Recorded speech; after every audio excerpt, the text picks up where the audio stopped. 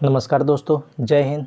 आज हम पढ़ेंगे भारतीय साक्ष्य अधिनियम 1872 की धारा 17 से लेकर 23 तक तथा एक धारा और है, इसमें धारा 31 और हैं जो बताते हैं स्वीकृति की निबंधन के बारे में बताता है। तो आज हम देखेंगे स्वीकृति क्या है, कब इसे स्वीकृति कहा जाता है और स्वीकृति कौन कौन से व्यक्ति हैं जिसे स्वीकृति कर सकते हैं तथा वो कौन सी परिस्थिति हैं जिसमें स्वीकृति किया जाता है। ये सारी प्रावधान जो है धारा 17 से लेकर 23 तक में दिया रखा है, उसको हम लोग बारी बारी पढ़ते हैं। तो स्वीकृति क्या है उसको देखते हैं। धारा परिभाषा बताता है, धारा 17 जो बताता है स्वीकृति की परिभाषा देते हैं।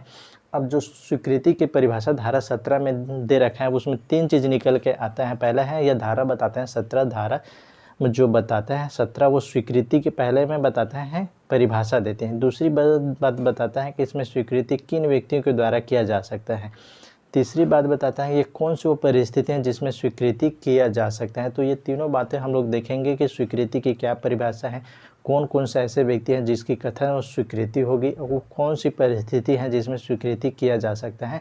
तो वो सारे जो प्रावधान दे रखा है वो 18 से 23 तक में दे रखा है, उसको हम लोग को बारी बारी से देखेंगे।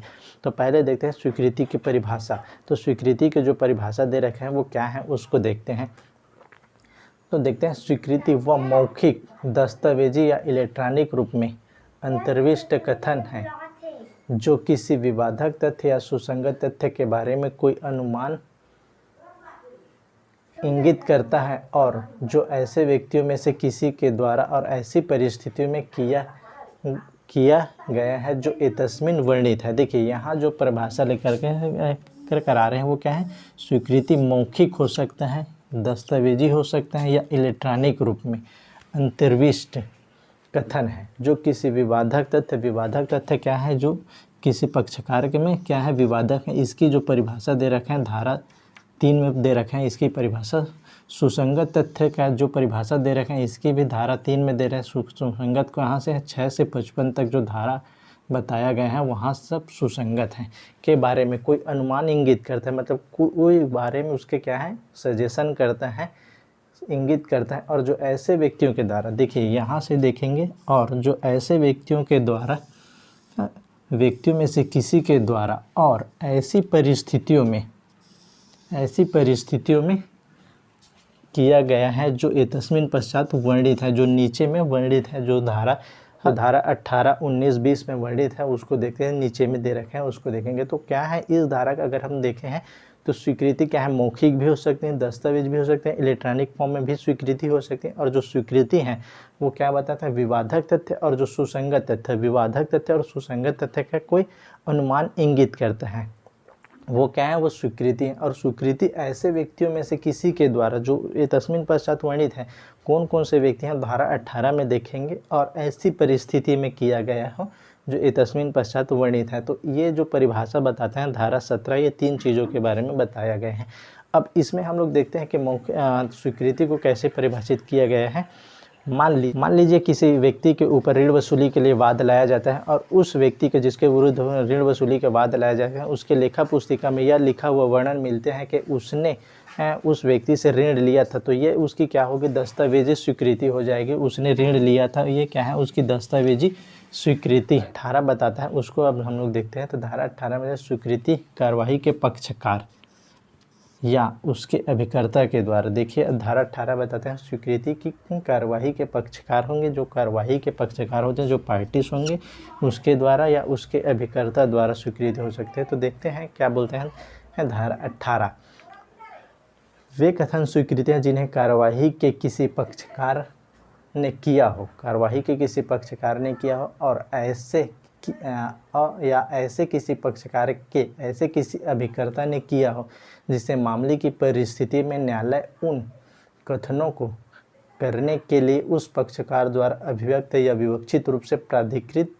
किया हुआ मानता है। यहाँ अभिव्यक्त या विवक्षित, एक्सप्लेड या इम्प्लाइड रूप से प्राधिकृत किया हुआ मानता है। मतलब देखेंगे ये जो धारा बताता है स्वीकृति बताता है, धारा 18 में देख रहे हैं स्वीकृति कार्यवाही के पक्षकार। देखेंगे जो स्वीकृति करेंगे वो कौन कौन व्यक्ति होंगे। पहला है कि जिसे कार्यवाही के किसी पक्षकार ने किया हो। मतलब क्या है, जो कार्यवाही के पक्षकार रहते हैं उसके द्वारा स्वीकृति हो सकती है। जो भी पार्टी रहेंगे, कार्यवाही चल रही जिनके बीच में, वाद के जितने भी वादी या प्रतिवादी के द्वारा, उनके द्वारा किया जा सकता स्वीकृति। और दूसरा क्या है, ऐसे किसी पक्षकार के, ऐसे किसी अभिकर्ता जो एजेंट रहते हैं उसके द्वारा, एथोराइड एजेंट रहते हैं, ने किया हो, जिसे मामले की परिस्थिति में न्यायालय जो है उन कथनों को करने के लिए उसे अभिव्यक्त या विवक्षित रूप से प्राधिकृत किया हुआ मानता है। मतलब क्या है, जो एजेंट रहेंगे वो पक्षकार के अभिव्यक्त या विवक्षित किया हुआ प्राधिकृत व्यक्ति हो तो उसे न्यायालय वो मानेंगे कि क्या है, ऐसी परिस्थिति में न्यायालय उन कथनों को करने के लिए उस पक्षकार अभिव्यक्त या विवक्षित रूप से प्राधिकृत किया हुआ मानता है। मतलब न्यायालय उसे मानेगा कि वो प्राधिकृत एजेंट है या प्राधिकृत या विवक्षित रूप से उसे पक्षकार के द्वारा विवक्षित रूप से प्राधिकृत किया गया है। तो क्या है, वो एजेंट द्वारा जो किया गया कथन होगा, जो स्वीकृति होगी, वो पक्षकार के ऊपर बाध्य होगी। तो यहाँ अगर किसी मामले में कोई अभिकर्ता है, यदि कोई स्वीकार करता है तो उस जो स्वीकृत होगा, उस एजेंट के जो स्वीकृत होगा, अगर वो प्राधिकृत व्यक्ति हैं तो उसके द्वारा जो स्वीकार किया होगा वो उसके मालिक के विरुद्ध बाध्य होगा। तो ये जो बताता है, तो पहला है पक्षकार के द्वारा स्वीकृति और दूसरा है उसके अभिकर्ता के द्वारा स्वीकृति। तो यहाँ 2 पॉइंट के बारे में बताया गया है, प्रतिकार पक्षकार के द्वारा और अभिकर्ता के द्वारा। अब आगे देखते हैं किन व्यक्तियों के बारे में। अब देखते हैं प्रतिनिधि रूप से वादकर्ता द्वारा। वाद ऐसे पक्षकारों द्वारा जो प्रतिनिधि हैसियत में वाद ला रहे हो या जिन पर प्रतिनिधि हैसियत में वाद लाया जा रहा है, वो जो कि प्रतिनिधि के रूप से बनकर वाद ला रहे हैं या जिनके विरुद्ध प्रतिनिधि वाद ला रहे हैं, किए गए कथन जबकि वे उस समय किए गए हैं जबकि उसको करने वाला पक्षकार वैसी हैसियत धारण करता था, स्वीकृति होगी। मतलब जो प्रतिनिधि रूप से वाद लाते हैं उनके द्वारा यदि कोई स्वीकृति किया जाता है तो वो जितने भी उस पक्षकार के जो प्रतिनिधि से वाद लाया है उनके सब के विरुद्ध क्या होगी, वो स्वीकृति होगी। प्रतिनिधि रूप से वाद कहाँ लाया जाता है, सीपीसी की ऑर्डर 1 रूल 8 में जो है प्रतिनिधि हैसियत से वाद के बारे में जो प्रावधान दे रखे हैं वो रूल 8 में दे रखे हैं। तो जितने भी प्रतिनिधि रहते हैं उसके द्वारा यदि कोई स्वीकार किया जाता है तो उसके द्वारा जितने भी उस प्रतिनिधि वाद में रहता है सबके विरुद्ध वो स्वीकृति होगी। अब हम आगे देखते हैं, अब देखते हैं विषय वस्तु में हितवत पक्षकार द्वारा ऐसे व्यक्तियों द्वारा किए गए हैं जिनका कार्यवाही की विषय वस्तु में, देखिए यहाँ की कार्यवाही की विषय वस्तु में कोई संपत्ति, धन संपत्ति या धन संबंधी हित है और जो इस प्रकार हितबद्ध व्यक्तियों के हैसियत में वह कथन करते हैं अथवा क्या है, जो ये पद है विषय वस्तु में हितबद्ध है तो उस व्यक्तियों के द्वारा जो वाद की कार्यवाही में तो पक्षकार नहीं रहते हैं, लेकिन उस कार्यवाही की विषय वस्तु में क्या रहते हैं, वो संपत्ति या धन संबंधी हित हैं। मतलब उस क्या है, कार्यवाही के पक्षकार की विषय वस्तु में क्या है, उसकी संपत्ति संबंधी या धन संबंधी उसमें हित हैं। तो उस हितबद्ध पक्षकार के द्वारा यदि कोई कथन किया जाता है तो किसी विषय वस्तु के बारे में, तो उस विषय वस्तु के बारे में वो जो कथन किया जाता है वो क्या है वो स्वीकृति होगी। तो यहाँ देखते हैं जो हितबद्ध हद है, विषय वस्तु में हितबद्ध है, उसके द्वारा यदि कोई कथन किया जाता है तो वो भी उसकी स्वीकृति होगी। यहाँ देखिए पक्षकार द्वारा अभिकर्ता द्वारा हो गए, यहाँ पहला दूसरा स्वीकृति, और यहाँ प्रतिनिधि रूप से प्रतिनिधि रूप से वादकर्ता द्वारा हो गया, ये पहला हो गया, ये दूसरा हो गया और ये तीसरा हो गया, और ये जो है विषय वस्तु में हितबद्ध ये चौथा हो गया। अब आगे तो ये जो देखेंगे कि क्या है, उस व्यक्ति द्वारा जिससे हित उत्पन्न हुआ हो, ऐसे व्यक्तियों द्वारा किए गए कथन जिससे वाद के पक्षकार का वाद की विषय वस्तु में अपना हित उत्पन्न हुआ है।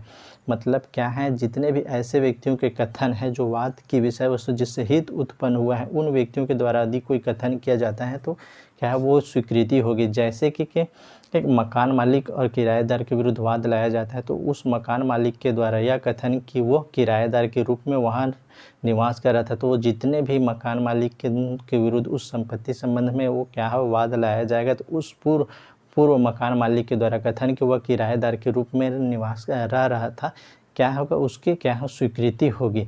तो यही बात बताता है उस व्यक्ति द्वारा स्वीकृति जिससे हित उत्पन्न हुआ। तो यहाँ जो हित किससे उत्पन्न हुआ है, उस पूर्व मालिक के द्वारा हित उत्पन्न हुआ, तो उसके द्वारा यदि कोई कथन किया जाता है तो वो क्या है, उसकी स्वीकृति होगी। तो इस प्रकार हम लोग धारा 17 और धारा 18 देखे हैं। अब धारा 19 देखते हैं क्या बोलते हैं धारा 19।